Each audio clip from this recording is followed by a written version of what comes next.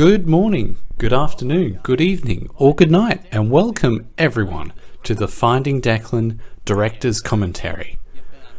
I wanted to make this because, well, Finding Declan, I always get questions about it, even to this day, and it's been, 2 years since I've made it now. And so I thought, I want to make a special audio commentary for everyone and just break down the movie and maybe share some behind the scenes stories and answer some questions about things that I always get, or questions I always get asked about the movie. So the first scene here is actually the first scene that we shot for the movie, which is very surprising. Normally on a film set, you'll film all the scenes out of order.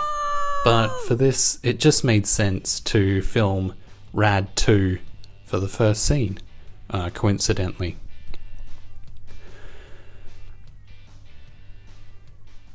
So this shot here, you might remember in the first Rad movie that we made, there were 3 of us. There was me, Zach, and another boy.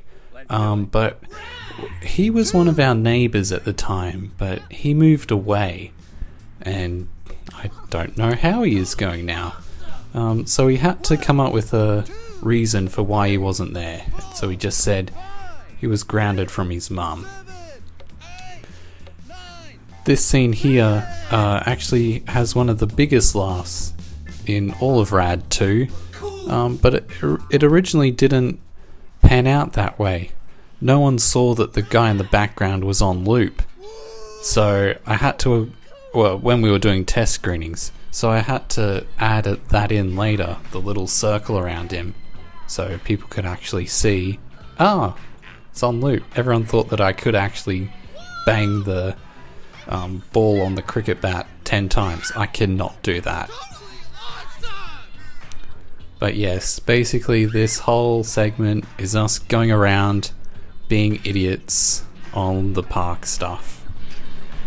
Actually, very recently this park went under some renovations and there's entirely new stuff there now. So maybe one day in the future, maybe we will make a Rad 3, who knows. Zach's a lot bigger now, he doesn't look young like that anymore. Maybe he won't want to, who knows. But this scene also, as you're about to see, sets up a larger purpose. Later on in the film, Benny has quite severe anxiety, as you can see now, over wanting to be popular, and to him that means needing subscribers to his YouTube channel. I think it's a quite accurate reflection of, our culture at the moment in some regards. And that scene sets up a later scene with the devil monster where he tempts him with more subscribers. So that was one of the other reasons that scene exists. The walk scene. This was probably the definitely the most nerve-wracking scene that we had to film. It was originally going to be Margaret walking through the city, but Hudson, the cameraman, he refused to film anything with Margaret in the city, and I think that was probably wise. It would have been funny, but probably wise. We would have got quite a lot of questions. But because there were so many people around, even though I was dressed as Tony, it was quite nerve-wracking. All the other scenes are filmed, inside or in the forest with not many people around, so it was quite self-conscious. Now, the old lady coming up, I often get quite a few questions about her.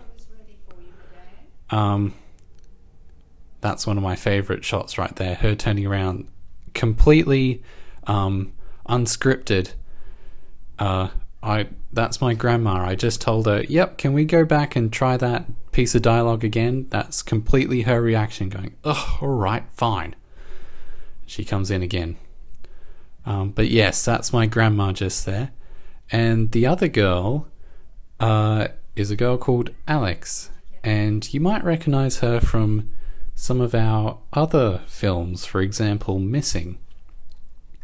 And I wanted to bring her back in a cameo for this film as a way of honouring her previous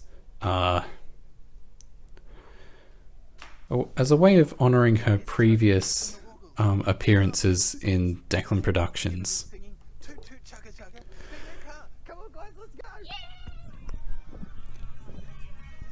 Originally, this scene was filmed with an entirely different head of YouTube. A boy called Patrick Graham filmed the head of YouTube role for us. But I thought it was probably better to include Alex for two reasons. Well, number one, honouring her previous work. And also because I thought it was quite important to have a woman in a... I also thought it was quite important to have a woman in charge of YouTube. I'm a big supporter of women in power, and I thought this would be a good way of honouring that.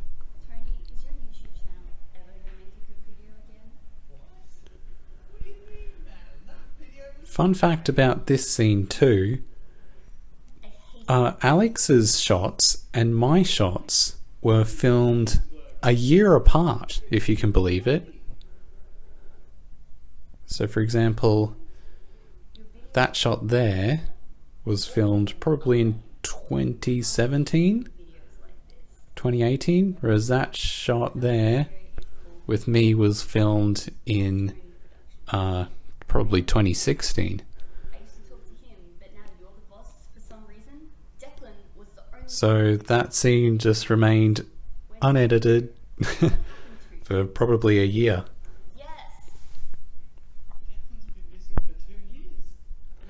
But I thought it was quite important as well to get straight into the narrative and the main issue or conflict of the story, which is trying to find Declan and make a studio-saving video. So this is the third scene, and we're already setting up the main conflict of the story. So I think it's really important to get into the main conflict as quickly as you can. It raises the stakes, it raises audience interest. I think whenever you try and make a short film, I think that's one of the most important things to do. Don't dawdle. Bring in the main conflict as quickly as you can. There she is, there's my grandma again. Perfect. We'll have to try and bring her back for some more roles.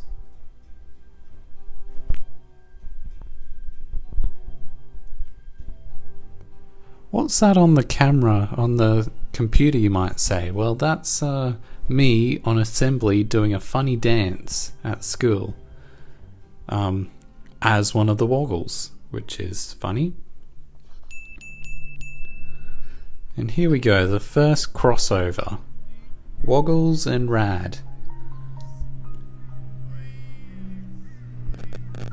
You may also notice throughout this film that there's a lot of callbacks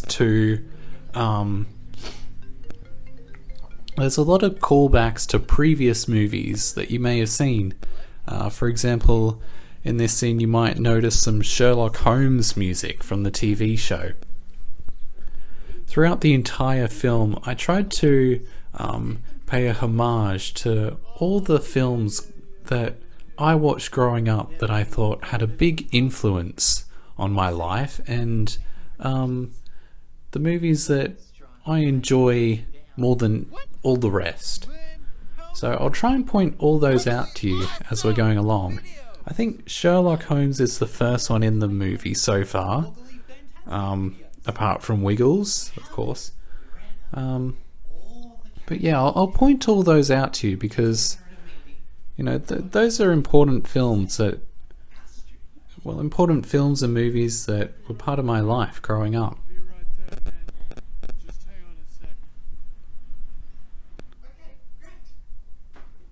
In fact, this entire movie is almost a metaphor for my first 18 years of existence and my relationship with films. There's some Superman music there at the moment. I've never seen that movie, but I thought it would work on the scene.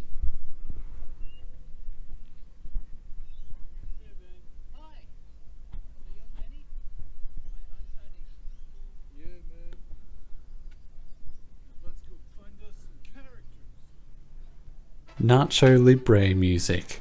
That was the first pirated movie I ever got. I didn't pirate it, but I do have it. David O'Dowd talking about a cement slab, which was a joke from a previous documentary that we made together. And there's Carvin, eating chips like he always does.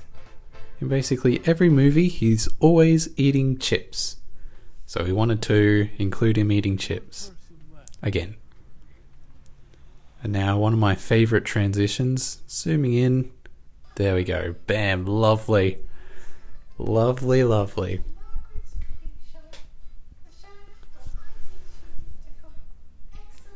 The introduction to Margaret. This was actually meant to be all one shot. We had Hudson behind the scenes filming it, but we filmed a few different takes and I wasn't entirely happy with any of the takes, so we decided to cut between them, which is kind of unfortunate. But the reason we wanted to do that was because you'll see coming up soon, after she puts all the ingredients in the mixing bowl, she goes across to pick up a blender, and at that point Hudson, the camera moves across to follow Margaret, and Hudson runs over and takes out all the food because like she puts in, you know, an entire jar of Vegemite. We're not going to blend a jar of Vegemite, that's ridiculous. So he runs across and takes all the stuff out. But it didn't work. It wasn't entertaining as one shot, unfortunately. So it keeps cutting between Benny and Tony walking in, and my dad making a small cameo as the pretend cameraman. Here we go, jar of Vegemite. And now here she is walking across. Camera's tilted over and Hudson's there running across to pull out the banana and the jar of Vegemite, because we're not going to blend it with that. It'll smash the glass. We're not complete idiots, even though we are dressed as Margaret. Well, I am.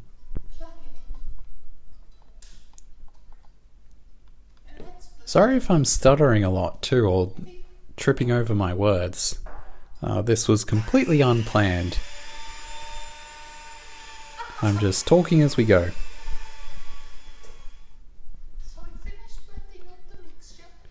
I also get a lot of requests to do more of these videos with Margaret. For example, how to cook an apple, or other funny ideas. I'm not sure if I will make more videos with Margaret, even though I do really like her character.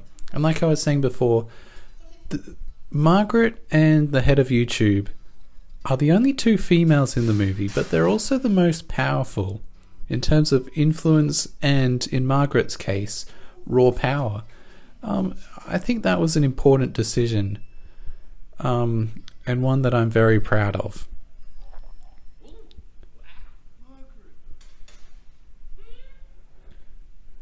So you might have noticed on the tray that the cookies changed too. That's because these scenes were filmed about 6 months apart.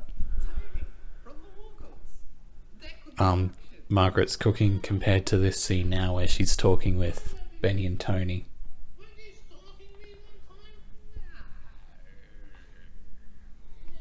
But yes, this is all setting up, everyone's coming together for the next scene, which was definitely the hardest scene to make, actually. It was the last scene that we ever filmed for the movie. And the reason for that is, well, all the characters are together. We've got Margaret, Benny and Tony, but we've also got Carvin and David there. So I wanted the script to be as perfect as it could be, and it was also really tricky to have positions for all the characters in the room, because, for example, David's scenes were filmed on a separate day to Carvin's scenes. Carvin and David were never in the same room at the same time for any scenes in this movie. And I wanted these scenes to be, but this shot and these scenes in particular, to be seamless. And the script for this scene was very hard to write, because it needed to set up the larger narrative, and it also had a lot of plot points in it that pay off later. So this was the final scene that we ever filmed. Very exciting stuff, finally finishing. I got home from a day of Kmart, a day of work, and filmed these shots here. You may also notice on the TV screen behind Tony there's a whole bunch of videos and photos on the computer screen, and those were shots and movies that we couldn't find a way to include in the larger story. So because this was the last scene, we went, alright, for example, Toy Story or Monsters Inc. Let's put some of those shots up on the screen behind. So for example, now it's the Wiggles. You'll see, for example, soon it will change to Toy Story or whatever. There we go, Stan Lee. Rest in peace. Better than you. What you say? You. Dance off. What? We could have a dance off. You like moving around and I like singing. Imagine it. Arthur? That little soundbite there is from a TV show called Arthur. Dance off. This scene was a lot of fun to film, actually. This is just me dancing on the street, completely improvised. I was quite worried that there was going to be a car come along, but lucky for us, no cars were coming that day. Basically, Hudson's there with the camera and an iPhone, and it's playing the music, but then the music is superimposed over the top of the shot again later on.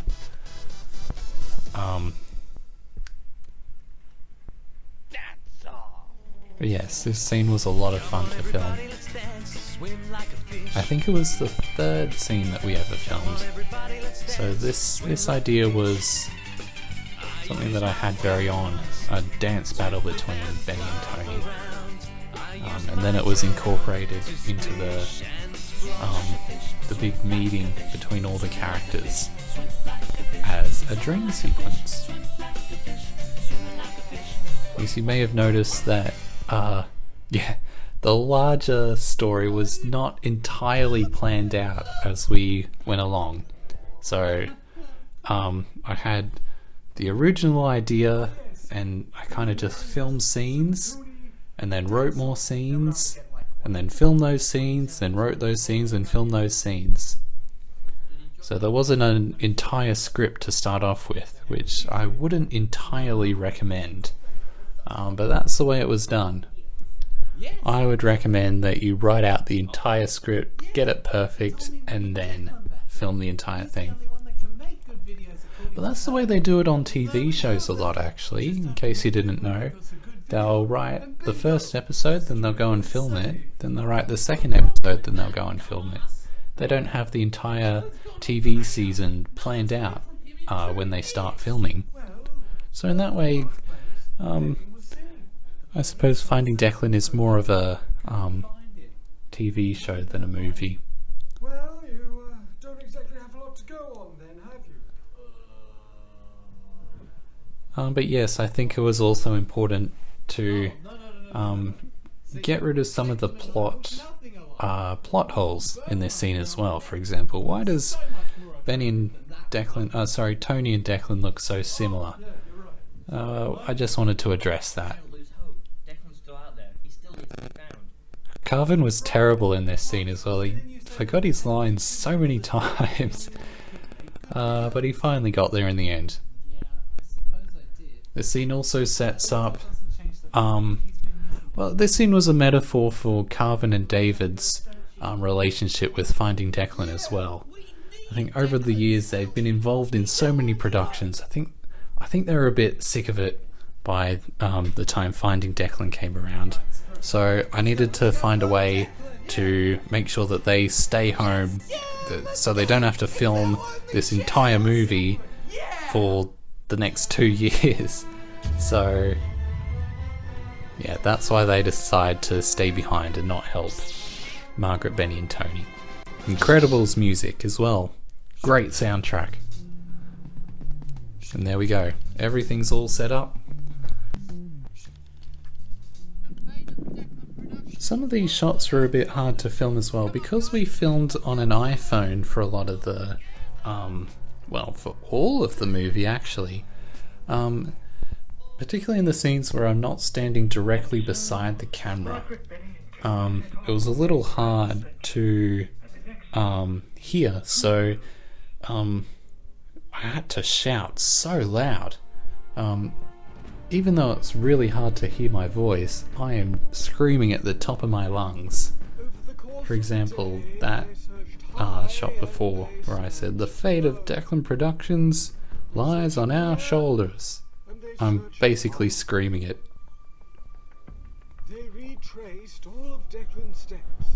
The music over the top of this scene is Thor Ragnarok music.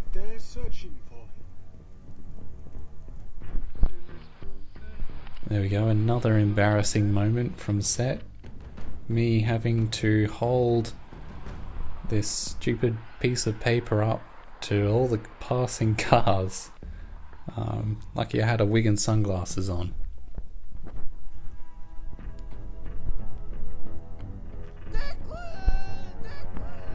And this was filmed on a Saturday as well. That's why there's no people. Okay, yeah, I lied. This was the most embarrassing scene. This was filmed at 5:30 in the morning to make sure there was no people there, but my dad took us to the beach to fish one day, and little did he know I was wearing a bra under my shirt the entire time, or a bikini should I say. And I went, "Hey, can I film some scenes here?" He went, "Yeah, sure." "Oh, great."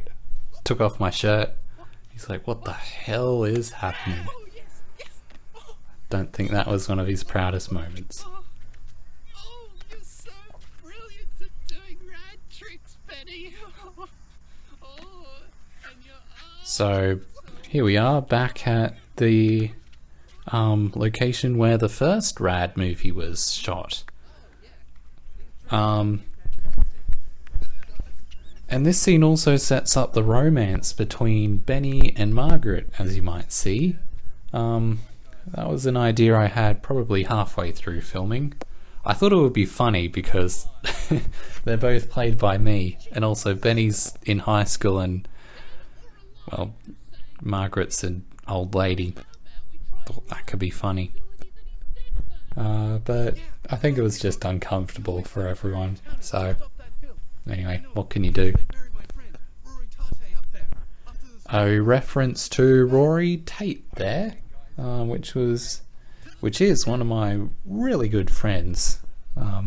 Hello to Rory if you're watching this. He actually makes a small cameo as a stunt double for Margaret later on in the movie, which was very kind of him. Now, the graveyard scenes, you may notice that halfway through this scene, the location actually changes. So we were filming at this one cemetery for the first half of the scene, and then the priest at the church actually comes out and goes, "What the hell are you doing?" And we're like, "Oh, we're filming a movie." He says, No, you can't film here." So we had to change our cemetery, and we actually went to a much larger cemetery and shot the rest of the scene, the lightsaber fight that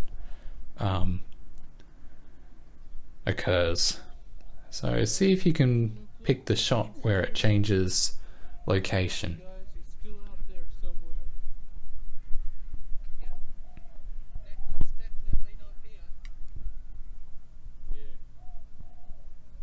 Yeah. Happens right about now.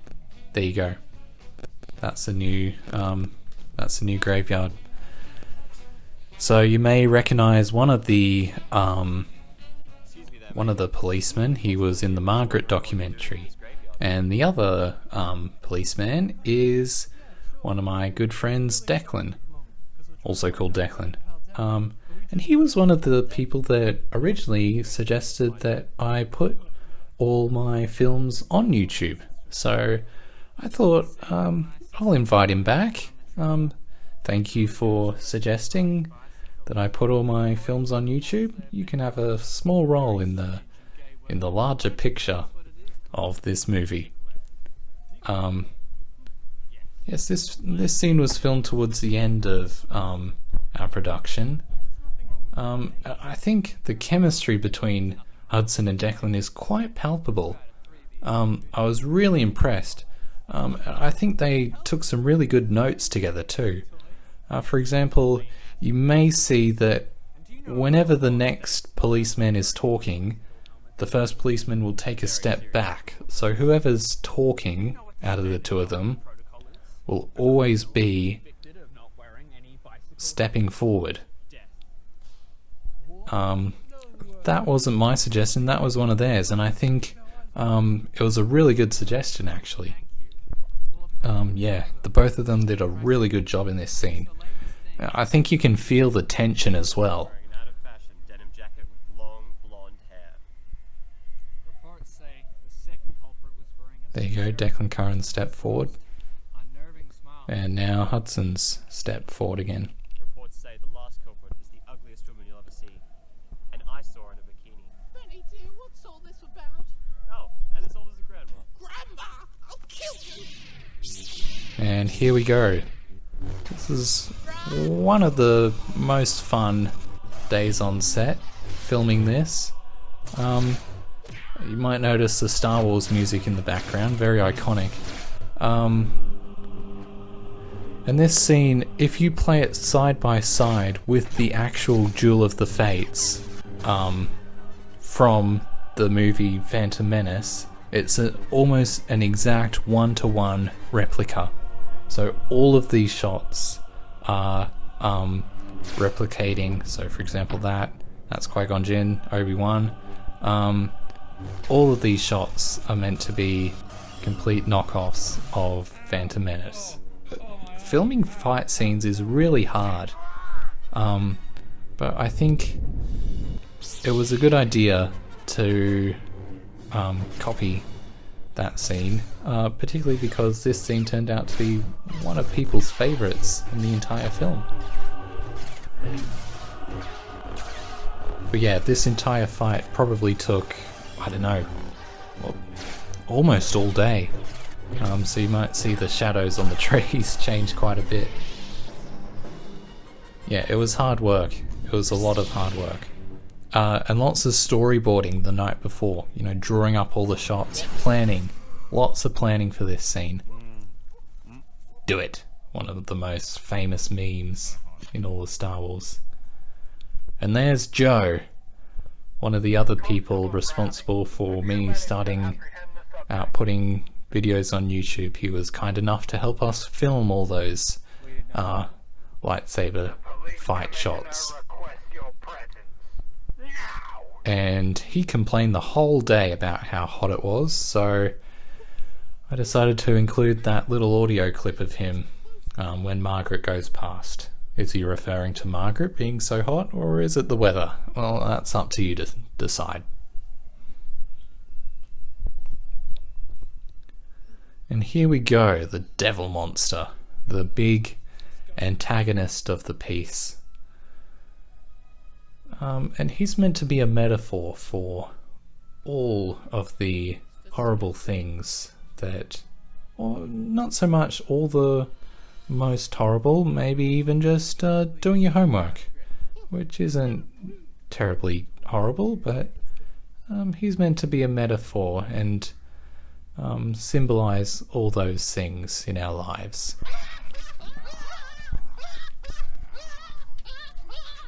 So we actually had a gymnast called Max, wear the devil monster cloak in these scenes because, well, he could grip off me and do somersaults like that, and brought some athleticism and a bit of life to the devil monster. But the voice of the devil monster is actually Hudson. He did a very good job at playing the devil monster. There's often a lot of debate over who the real devil monster is. Is it Max? Is it Zach? Is it Hudson? Well, it's a mixture of all of them, but I think Hudson probably did the most work.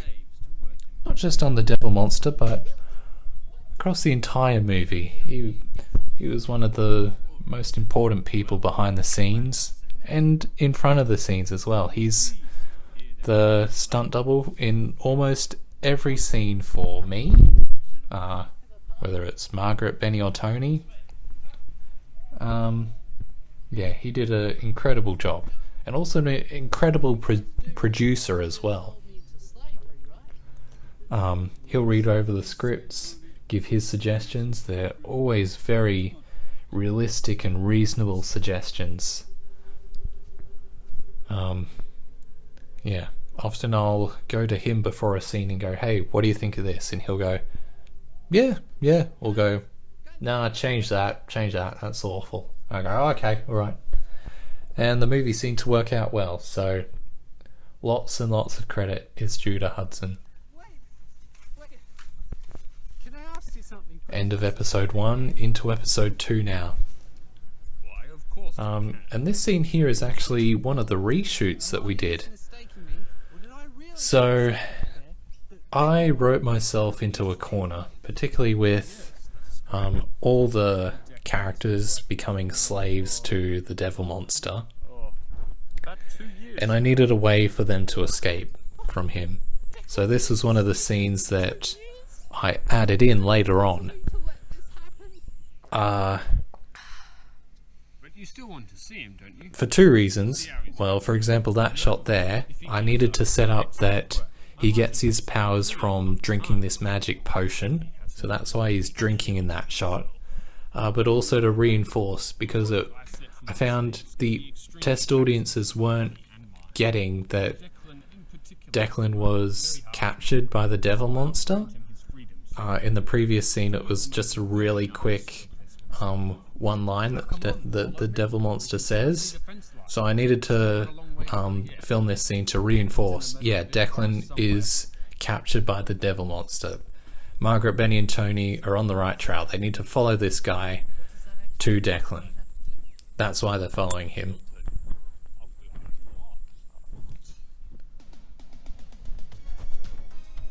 This scene was a lot of fun to film as well. That's actually me dancing in all these shots to Never Gonna Give You Up, which Hudson very kindly sang for us. The reason this song was chosen was because, well, for two reasons. It's a Rickroll, but also we think that Hudson's pitch of his voice matched really well with Rick Astley as well. That was probably the main reason. There were quite a few songs that we considered, but we thought this song matched best with his voice. But yes, Hudson and I made this original song to the tune of Never Gonna Give You Up. And if you play the music video and this side by side, it will match up exactly. Even more so than the lightsaber fight scene.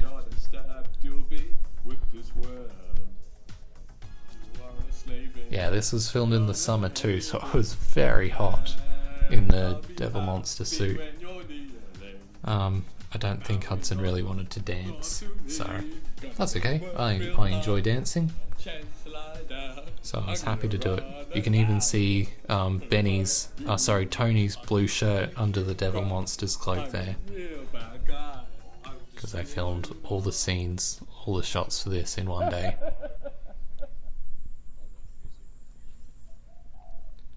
That's my grandma's laugh there. I secretly recorded her while we were watching a comedy film and went, yep, that's it, because her laugh, it sounds like a witch. And I thought it suited the Devil Monster well. Okay, this scene here is probably one of the ones that I'm most proud of in terms of all the shots and the tension.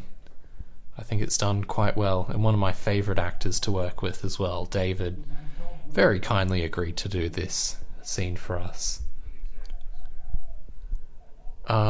So you may be wondering, why is he in a Darth Vader suit? Well, if you've seen the Margaret documentary, that's because the policeman inside the Darth Vader suit was actually in the Margaret documentary. There you go, there's the flashbacks there. And he got his face exploded in a car accident. So we needed to pick up where everything left off. There he is, there's the car. Bam! Whoa, look at those special effects. But yes, and you can also see the scar on Hudson's face that Margaret gave him in the graveyard fight scene as well. This is the most set decoration that we did as well in a single scene. All those certificates on the wall behind him, you'll see in every shot there's one added to the background. So it starts off with none, then more and more. Beautiful, beautiful acting. Boom. Wow. Amazing man. Amazing. You'll also notice we only had one police hat. We lost it, so we had to... You'll see sometimes Hudson's in the white hat and David's in the police hat. But here we go. David only agreed, well, I wouldn't say only agreed, but one of the reasons he signed on to do this movie was because he wanted to ride that bicycle. So I went, alright, yep, cool. That works for me. So that's why for a lot of the movie, the constable of the police force is riding a bicycle. That shot there was actually one I filmed on a trip to Cairns. We were on a gondola over the top of all the rainforest, and it had a glass bottom, so I went, oh, this is the perfect opportunity. So that's actually a shot that I took. It's not a drone shot. But this scene here, you may recognize the music. Can you tell me what song it's from? Shrek. Yes, you're right. Now, in these scenes, that's actually David again. And he tried to do the Margaret voice, but he wasn't very good at it. So that's actually me recording the audio again over the top later on. Sorry, Tony. I don't associate with Italians.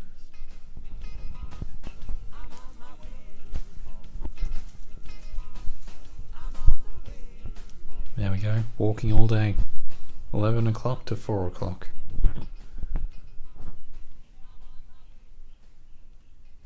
Yeah, the forest shots were filmed in a lot of different places.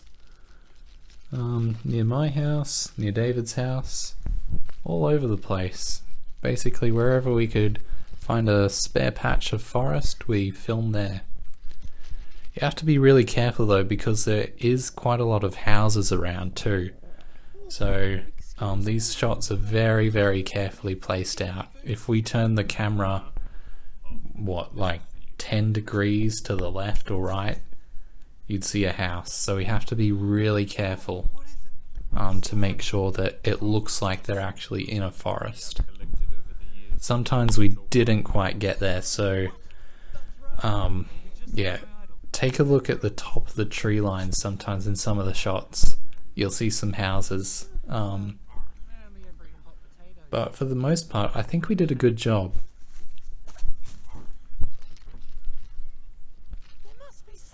In this scene as well, I made an important discovery while I was editing it. One of the many discoveries that I made about making films during the course of this production. But you'll notice that in this scene in particular, I noticed that you can put audio from the characters slightly over the top of the next shot. And that helps tighten the scene and make it more fast-paced. And it also creates the illusion that when you see Margaret, for example, and you can still hear Tony talking, that they are actually there in the same scene.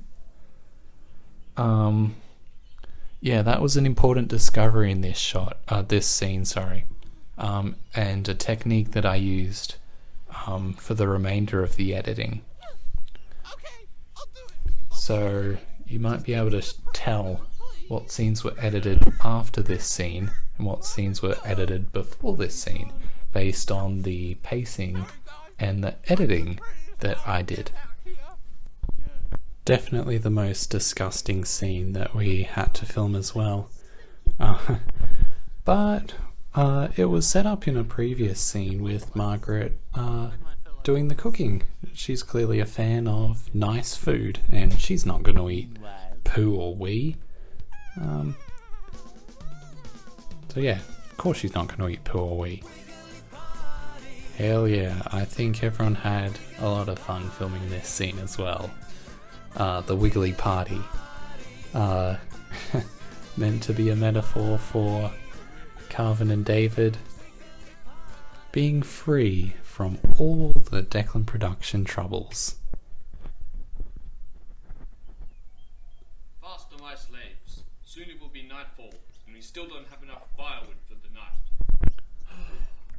Here we go, similar to the scene with the head of YouTube.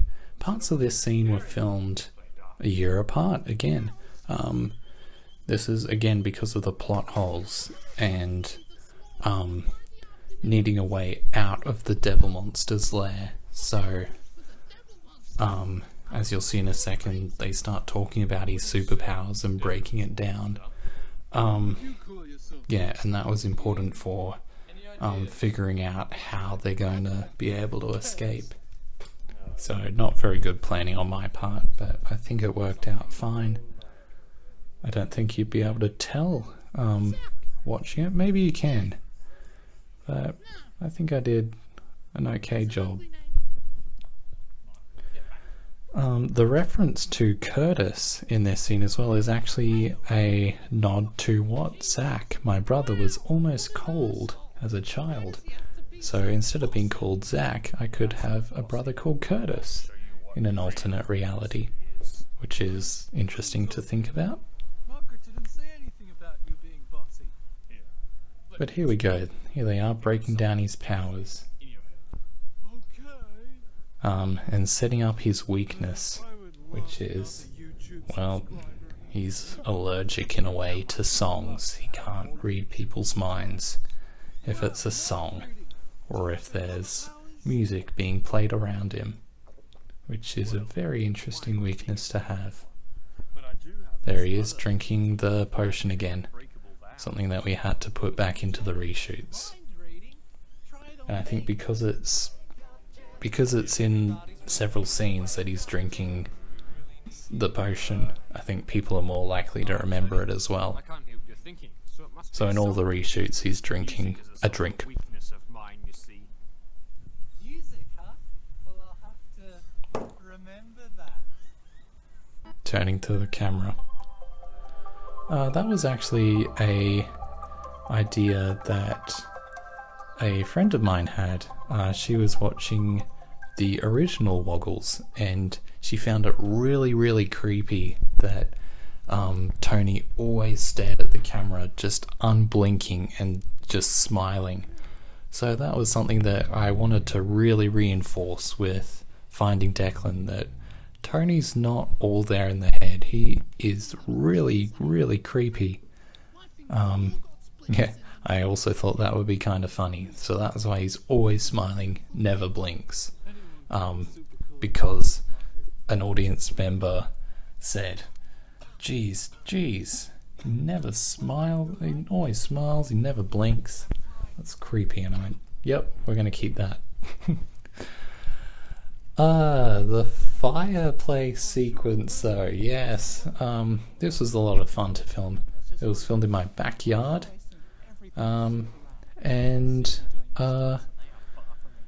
you might notice that the fire isn't actually fire. It's a lamp that we brought out with an extension cord and put a red or orange filter over the top of it. But then we've added fire kind of crackling sound effects to make it sound like it is actually a fireplace. But this scene is also setting up all the fears and anxieties that the three characters have, but in particular Tony and Benny. So for example, with Benny, he doesn't feel brave. Not really. His YouTube videos, his rad videos, he feels a bit fake because of them. He wants to do something that's actually rad, and that sets up his character arc for the end of the film, where he actually does go and save the lady that he loves, Margaret, from the policeman. And as you can see, Margaret would be impressed. And for Tony, he's stuck in the past. He's obsessed with the Wiggles when he was younger, and he's never grown out of that. And he wants to, but he doesn't know how. Benny is someone that's very in touch with the times, and so he offers him all these new books full of the history of music and all the way up to the present. And I think that gives a way of Tony to move out of his obsession with the Wiggles and become more relevant to the times, which is something that he wants to do but doesn't know how. So a real mateship happening here between Benny and Tony. You know, they do have their odds, but deep down they do care about each other. Margaret, always the old wise lady. Yeah, I think you can even see the sunspot lamp in Benny's sunglasses sometimes. If I was going to do this scene again, I may have included some cellophane over the top of the light, just to make it more crackly, not just a harsh white light with the filter. I think that might have made it more realistic. And now the dream, reinforcing that, well, they're running out of time. There's not much time left to save the studio. Tony's haunted by that. Come on. We're not too far from where Declan is now.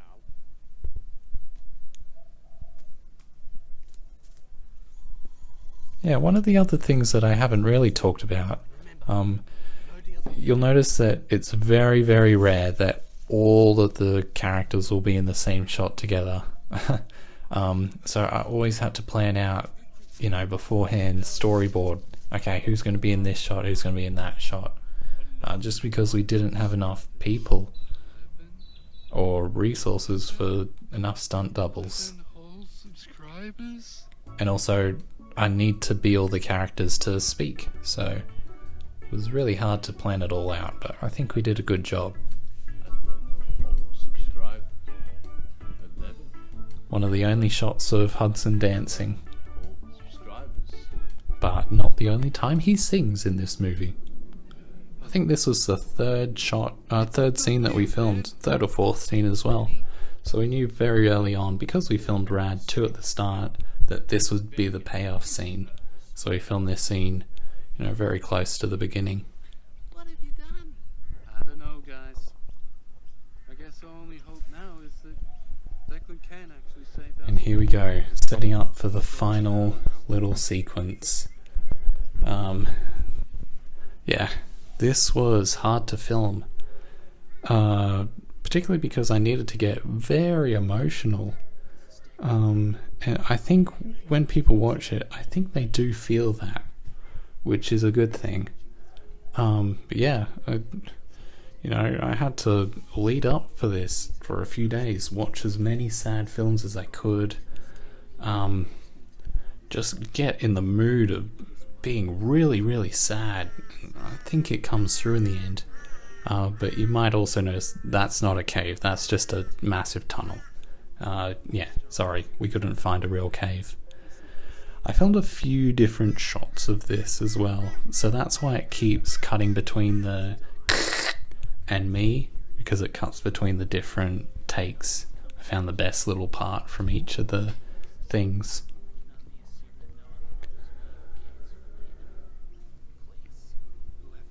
But yes, this was very sad to film.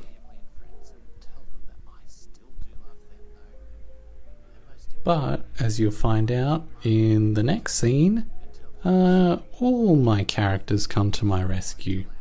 They save me in lots of different ways. Films save me in lots of different ways. I think films are a way of escaping from reality. Declan's in a very bad reality here with the devil monster. And his characters in the films come to rescue him. It's a nice metaphor to think about. And we leave it there. Gunshot, cut to black. What an excellent way to finish the first part of Finding Declan. And as you can probably see, we made it to 100 subscribers, so we were able to release the second part of Finding Declan. Thank you very much to all the first 100 subscribers. How many have we got at the moment? 120. Let's see if we get any more than that. But thank you very much for watching, and I will see you next time for the second part. If you want me to film that, just let me know in the comments down below. Hope you enjoyed listening. If you have any other questions, feel free to leave a comment down below and I'll reply with the answer. I'm sure I didn't get to all the questions that you have. If there's something you really want to ask, leave it down below and I'll get right back to you. Enjoy the rest of your day. You've been awesome. Peace out.